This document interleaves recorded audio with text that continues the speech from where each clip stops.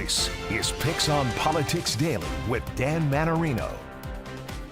Hey everybody, welcome to PIX on Politics Daily. I'm Dan Mannarino. It is Wednesday, November 12th. Hopefully everybody's doing well. And there's a lot to talk about, right? Since we last talked, we have two new appointees in the mayoral administration. One of them is a very familiar name, with Dean Fullahan being the first deputy mayor. And I actually just spoke to him. I spoke to him on this Wednesday morning. That interview, by the way, posted on pix11.com, talking about the fact that he has been first deputy mayor before. And he's also worked as the budget director and knows his way around Albany. And, you know, Mayor-elect Zohran Mamdani is going to need Albany to help him get a lot of what he wants done passed, right? With raising taxes, free buses, so on and so forth. And Mr. Fullahan was pretty confident that with the conversations that are to be had over the next couple of months, that he can convince some folks in Albany to maybe change course. He did, however, which was a very interesting take. I brought up the fact that when he was budget director under a de Blasio administration, the budget went up from around $75 billion to in the 80s. And I said, do you expect the budget numbers to go up again? And he said, yes. You know, he's like, we are going to see an increase in the budget to get some of the stuff paid for. But he also believes that the budget is bloated and that they can make some cuts along the way too that might make up some of that revenue. Anyway, so very interesting conversation. You can check it out on pix11.com. But I did, in that conversation with the first deputy mayor, soon to be first deputy mayor, I did ask him about some other key appointments that have been rumored. Right? You're hearing a lot about Jessica Tisch and whether or not she's going to stay on as police commissioner. But what about the school's chancellor? Right? There's nearly 1 million kids in public school. There's a lot of talk about mayoral control and whether or not that's going to be a thing or not. And he kind of glossed over that and said, we'll have all our names kind of picked by January. Well, I would hope, when he's sworn in. And didn't really answer that question. So let's bring in Alex Zimmerman right now. He's an education reporter over at Chalkbeat to talk more about the education and the beat. It's an all-important topic. Alex, good to see you. Yeah, good to be here. Thanks for having me. So, you know, there's so much it's top of mind. I mean, obviously affordability is big for folks. Crime is big for folks. But for almost 1 million parents of school kids, the education beat is key here, right? So what are you hearing as the conversations now that we have a mayor-elect, Zohran Mamdani, specifically about Chancellor and where those conversations go? Yeah, it's a really good question. One key player right now is the current Chancellor, Melissa Aviles-Ramos, and there are a bunch of people in her corner, including the teachers union, which is a pretty powerful force in these conversations, that would really love her to stay. She hasn't been in office very long. She took office after the former Chancellor, David Banks, abruptly resigned. So I think that's something that Zohran Mamdani has said that he's actively considering, which would be interesting. No mayoral transition has kept the previous mayor's chancellor since mayoral control started.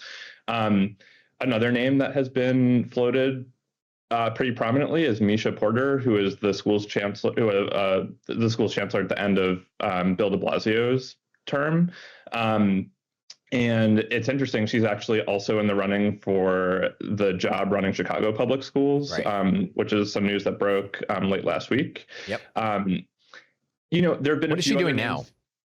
She works as like a fellow at an organization that like partners with schools and so she's not running a school system right now. She's kind of in a more sort of support role at the moment. But yeah, I think they are both choices that lots of educators trust and lots of principals kind of already know. Yeah. I think a big question for Mamdani is he going to try to run a national search, right? Like, is he going to try to potentially look for someone outside the system? Does he have time to do that? Another possibility is he could keep Melissa Aviles-Ramos in place for until the end of the school year, while he does a kind of more thorough search. I think he just hasn't said a lot about kind of how he plans to approach this really key appointment. Yeah. And it's interesting too, because with the choice of Dean Fullahan, there's been a lot of talk about whether or not Zohran Mamdani is, de Blasio 2.0, and are we going to see a lot of the familiar names, and Misha Porter being one of them from de Blasio, right? Dean being another one, what that looks like.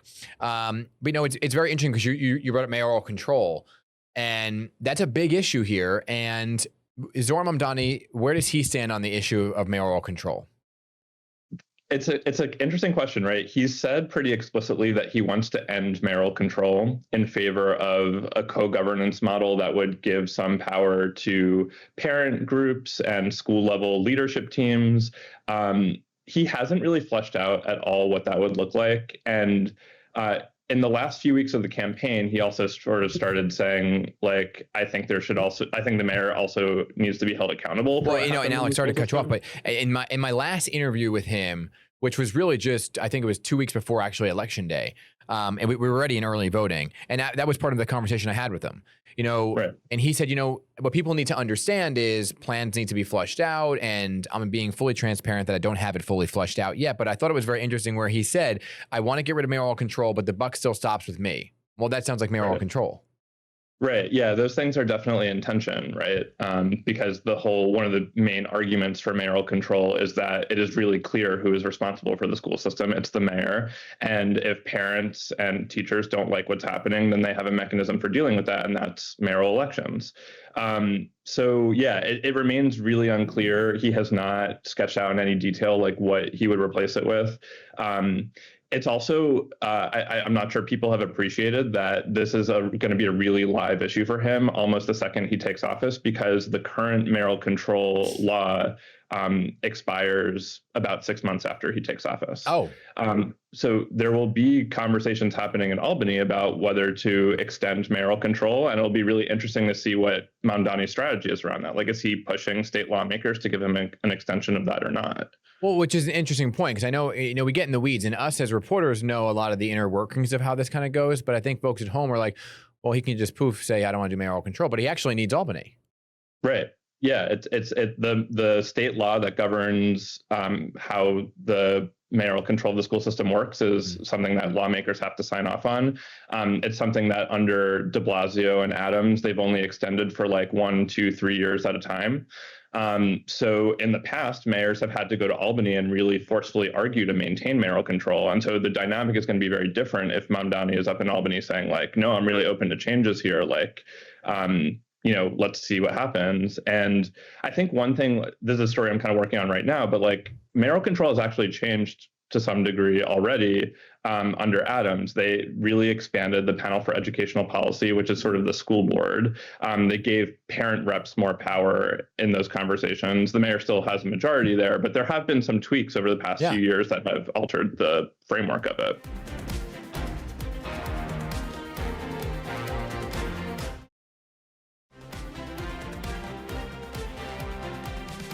When it comes down to it, obviously the choice of chancellor is going to say a lot about kind of the direction he wants to go in overall. But there's a lot of discussions just kind of like what the school year is going to look like too, and whether or not charter schools are become a thing.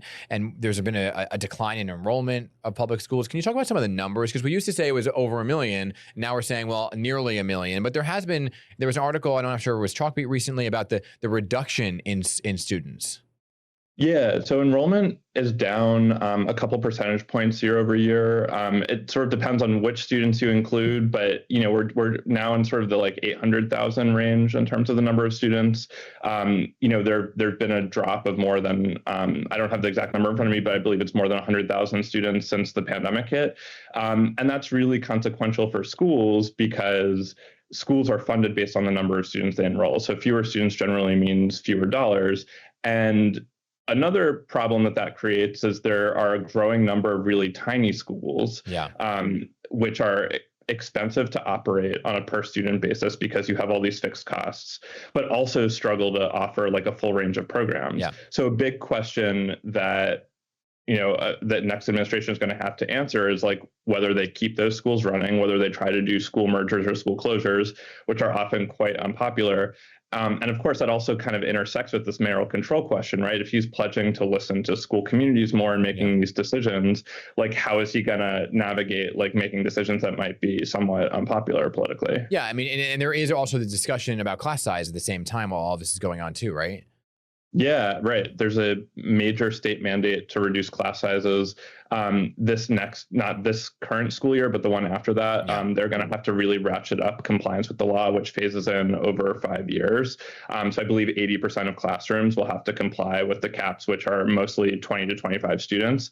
And that's a really heavy lift, right? They've tried to, hire more teachers, but they're running into the limits of like, you can't achieve the full goal of the law just by hiring teachers, right? Like you also have to think about like building new school buildings, or you have to think about capping enrollment on some popular campuses, which is, understandably a really contentious question. Yeah.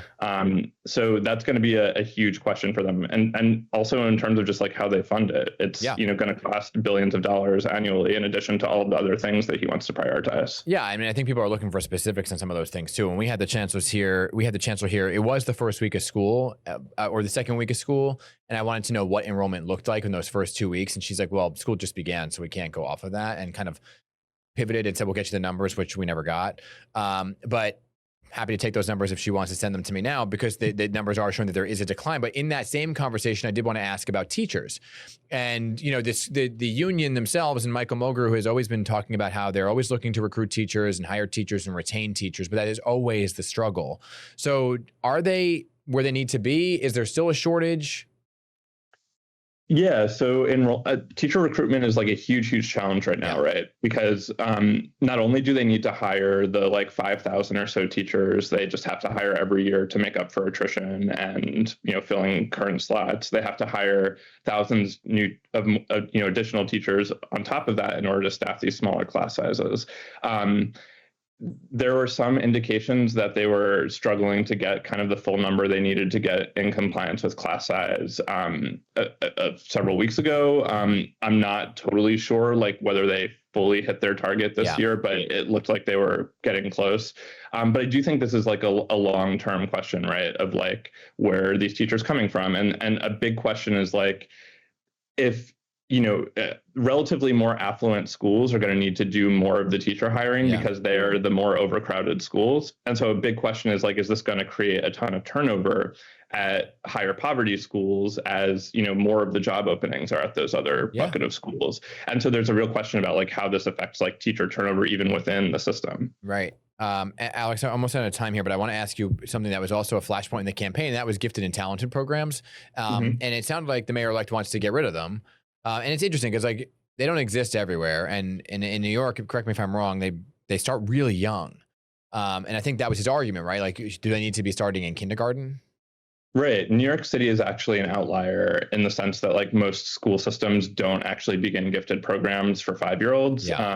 So what Mamdani proposed is kind of ending the kindergarten entry point for gifted programs, but there's a separate entry point in the 3rd grade that the city also maintains. The challenge with that is the city has struggled to fully enroll those programs that begin in 3rd grade, partly because it's like an awkward time to make a transition. Like you're asking parents to potentially like switch elementary schools kind of midstream. They're not within this school. They're not within the same school. Not necessarily, right? Because not every school has gifted programs. That makes sense.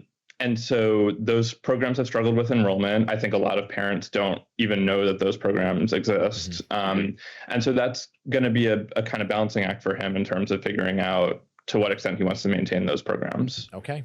Alex Zimmerman, you are a wealth of knowledge in the education world. I'm sure we'll be talking to you many times as the selection is made for chancellor and we get some more. There's so much unknown right now about where the education system is going to go. So come on back soon, okay? Yeah, thanks. Thanks for having me. And follow Alex at Chalkbeat on all his socials as well. They do great stuff there. So good to see you. Cool. All right, everybody. And just a programming note, unrelated to the mayor's race in New York City, there is a Jersey City actual election happening once again. There was a runoff election, right? Remember that? Nobody got 50% in Jersey City. So we are hosting a Jersey City mayoral debate between City Councilman James Sullivan, former governor of New Jersey, Jim McGreevey, here on PIX 11, Tuesday, November 25th, 6:30 p.m. Because election day, you got to head back out to vote again if you are in Jersey City on December 2nd. So just a little programming note for you. All right, we'll see you back here tomorrow. Great stuff.